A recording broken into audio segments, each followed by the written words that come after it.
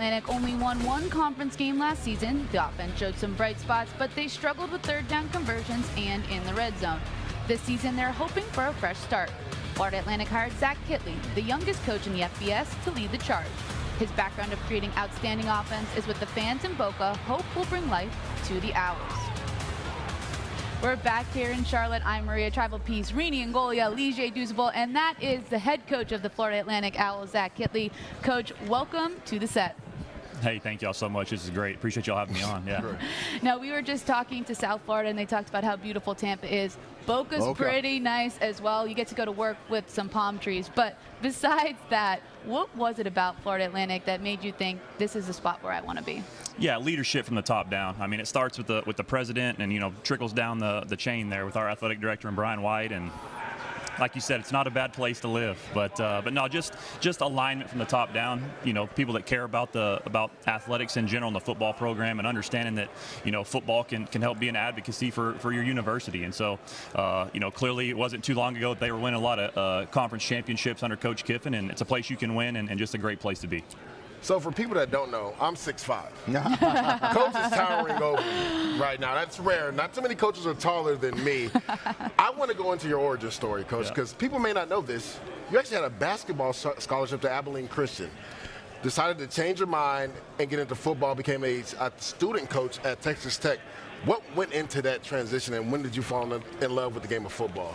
Yeah, so for me, football and track and field are actually always my love. I'm 6'7", and so basketball just kind of came easy, and so I wanted to try my hand in basketball just to see if I loved it or not. But again, you talk about the word love a lot, and I never loved the game of basketball. I love football and track and field, with my dad being a longtime track and field coach. So really, when Cliff Kingsbury got hired at Texas Tech, I said I want to go learn under that guy and work with him, and I got my foot on the door in the door and worked with him for 5 years, and kind of just made my way up as it goes.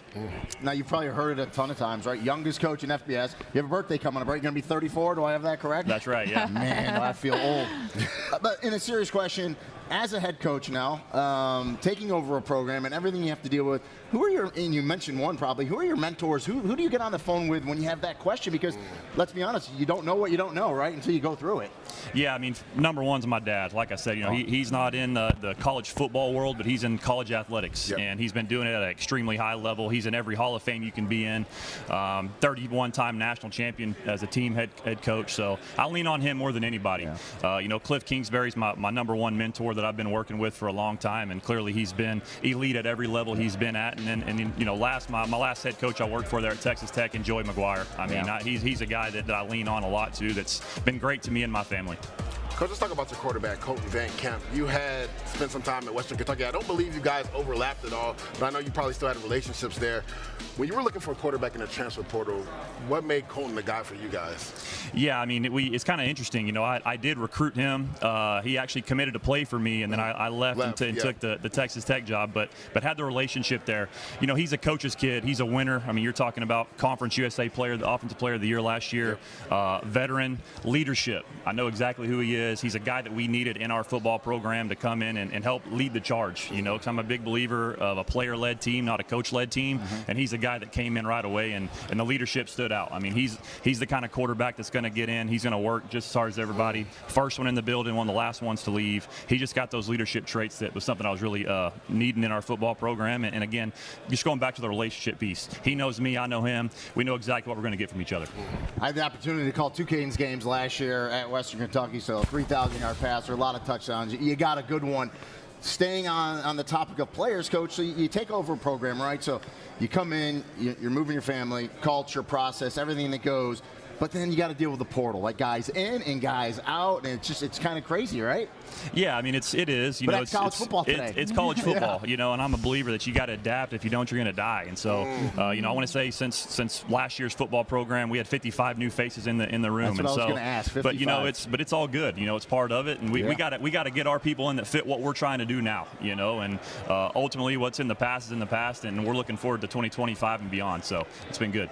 Coach, I'm interested to hear your philosophy philosophy on quarterback development? Because you've had some good ones, and you've helped develop some really good players. Yeah. Patrick Mahomes, David Swebb, Bailey Zappi, and now you get Colton Van Camp. Just explain what your philosophy is on quarterback development, because not only are you the head coach, you're the coordinator and the quarterback's coach as well. Yeah, I mean, ultimately, you got to let those guys be who they are. Make sure that I'm coaching to their strengths. You know, everybody's different. You know, like whenever I just had left Texas Tech and I took over there at Houston Baptist with Bailey Zappi, who broke every record known to mankind in college football throwing the ball around the yard. But I tell him all the time, Bailey, you're not Pat. You're not the same player, and so you've got to make sure that they're comfortable in what they're doing, but you got to give them the ability to help you as the coordinator run the offense, and I think that's kind of what's unique about what we've been able to do in this offense. Everyone wants to talk offense, and I get it. It's fun. But the line of scrimmage play is really where those games are won and lost, and I know that's an issue that FAU needed to deal with on both sides of the ball. So is that something you guys in the portal really concentrate on? We got to shore up our line play. Yeah, I mean, you're going to look at a whole new, different team in the trenches on both sides of the football. So I tell everybody, the heartbeat of the offense is the offensive line. The heartbeat of the defense is that defensive front. And so we're gonna play with those guys, and you've got to be. I mean, you know, I could be here coach talk all day. Sure. If we can get after the quarterback with a 4-man rush, we can play coverage, and that makes our DBs look a little bit better, right? And then the same thing, if the quarterback can be back there patting the ball around and have 5 to 6 seconds of the football, he's going to feel good back there too. So it absolutely starts up front. Feel good about where we're at on the offensive and defensive lines, because again, that's the heartbeat of what we're trying to do. No doubt. Let's stay on the defensive side. Brett Dewhurst, you had some experience with him when you guys both were at Texas Tech. If I'm not mistaken, I believe he's actually never called plays, though, at the college level. What made him the guy that you trusted to be the defensive coordinator? Yeah, I mean, you go back to it again, relationships. Yeah. I know him. I trust him. He's a family guy. He's in this business for the right reasons. Just a guy that I can lean on, that I trust. You know, and he knows me, and he's a guy. I tell my guys all the time on staff, look, I'm 33. This is my first time doing this, too. I don't need yes men. I need people to come challenge me, and I knew that he would challenge me on a daily basis to get the most out of me as well. I'm excited for him. You know, I had never called a play either until I went to Houston Baptist, and it worked out pretty good for me. So, hey, sometimes some of these coaches just need the opportunity to call it. Let's take it back to the offense now. You are going to be that offensive coordinator and calling the plays. So how do you manage that, especially in your first year as a head coach as well? Yeah, I mean, first off, I'm not a procrastinator. I get in early, and I get it in, and I go. I script every practice myself. I do everything on my own. But at the same time, I've got people around me that I trust that can do some of the day-to-day things with me. You know, I was able to bring my assistant quarterback coach and Trent Vasey with me, a guy that I can lean on all the time if I need to go do some head coaching things. I trust him to run that quarterback meeting or to do my quarterback drills while I'm over with special teams as well. So it's all about surrounding yourself with the right people and managing your time. You know, you can't just get in there and mess around all day. You got to get in and go to work, and I pride myself on getting in and going. Thoughts on the conference, the American. Best winning percentage in bowl season last year, top to bottom, one of the most competitive leagues in the country. Your thoughts? Yeah, it's a top G6 conference out there, no doubt. Like you said, from the top down, there's no gimme games. Every week's a dogfight, and that's what makes it fun. I mean, you know, it feels like in September you're playing those November games. You know what I mean? And so that's what's great. And you know, Commissioner Pernetti's done a great job since he's been in this role too, and we're just creating competition every week. So it's going to be a dogfight every week, and I think that's what makes it fun, because you're going to go in every Saturday and there's going to be no gimme games. Yeah. Coach, I want to talk about some of your personnel. As a quarterback, it's always great when you have continuity with one of your receivers. Easton Messer, you bring him over from Western Kentucky.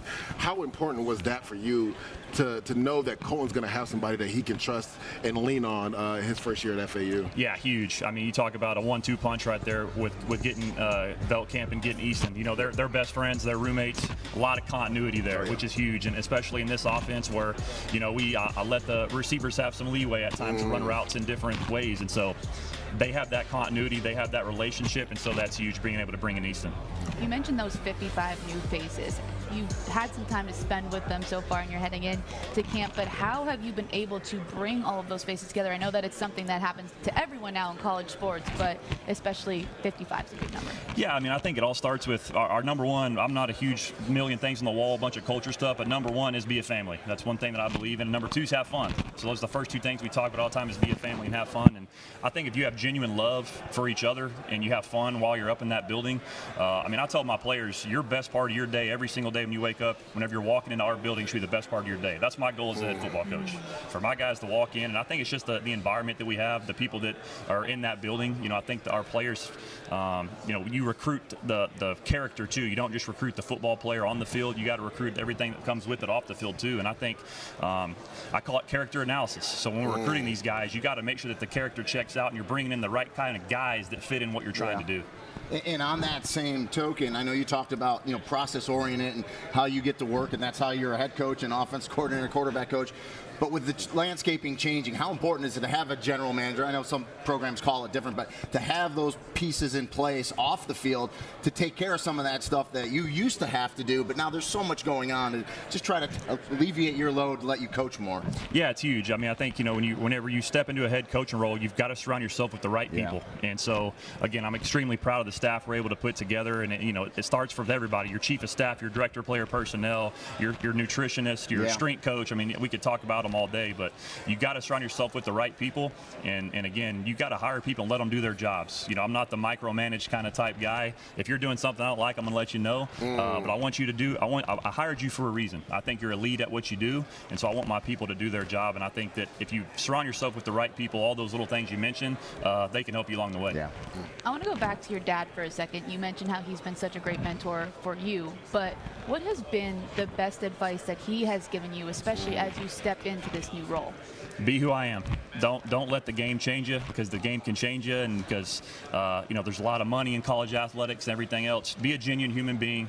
Love your family, love your players, and just be a good person, you know. And that's what I always tell everybody. My dad's the greatest man I've ever known, and because he's done it for, like I said, 40+ years. A man of extremely high integrity and high character, and I think that's what makes him separate from a lot of people, and that's why he's been able to do it at a high level and coach at 2 schools only. And he's about to be going on year 27 at Texas Tech next year. So that tells you a lot right there. It's a rarity. Yeah. I love that. We'll have to follow him as well as we move along. In addition to your upcoming schedule, Coach, thank you again so much for joining us here at the desk. Yeah, absolutely. I appreciate y'all. Thank y'all. Yeah, Coach. Thank you. There is that schedule. They'll take it one game at a time, opening up the season with Maryland. Now, Hannah Brady has 2 Owls at the desk with her.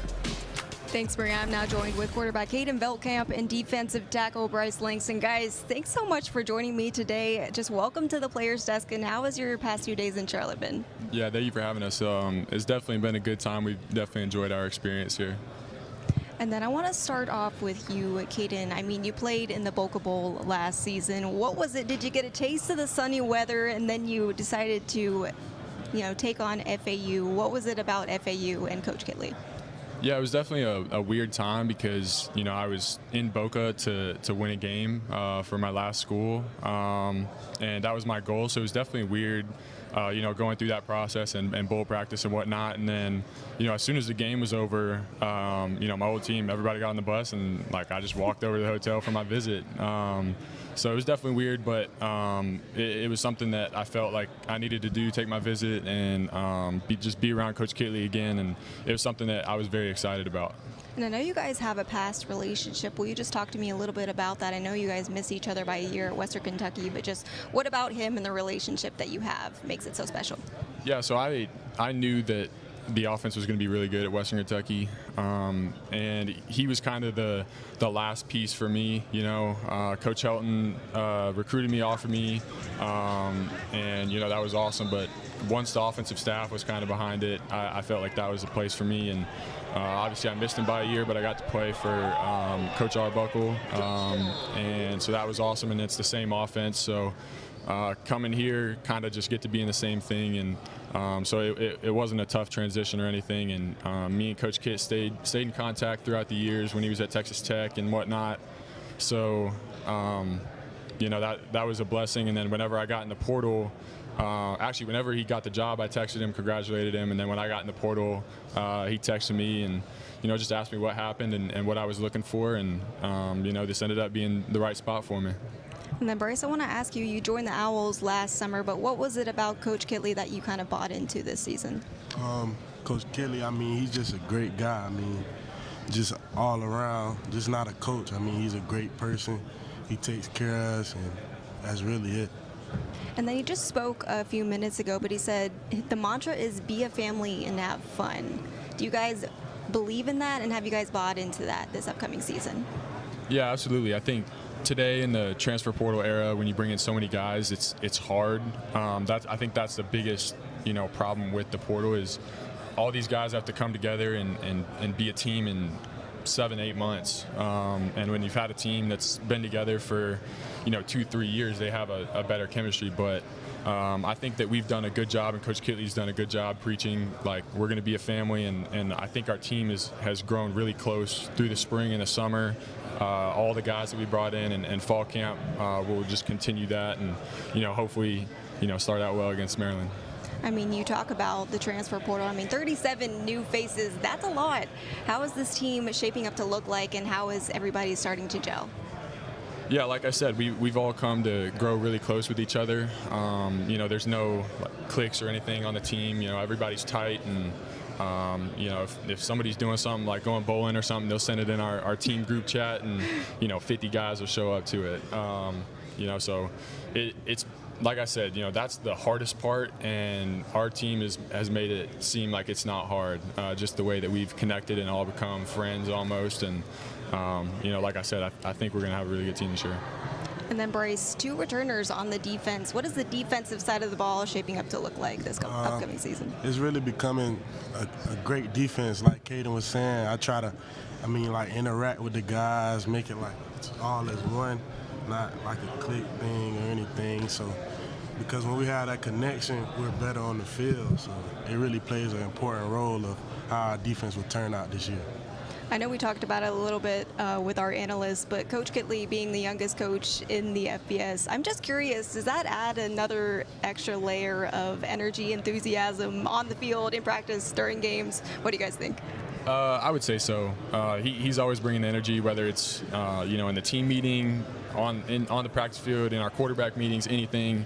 And I think we really appreciate that. It's easy to connect with him. He's not that much older than us. But he's almost like, to me, he's become almost like a friend, and it's really easy to play for a coach when that's your relationship with him.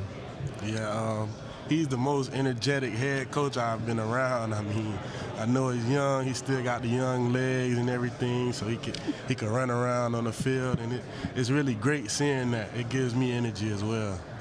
Well, guys, thank you so much for joining me here at the Players Desk. I hope you guys continue to have a great rest of your day and a great time in Charlotte, and best of luck to you guys this season. Yes, ma'am. Thank you so much for having us. Maria, back to you.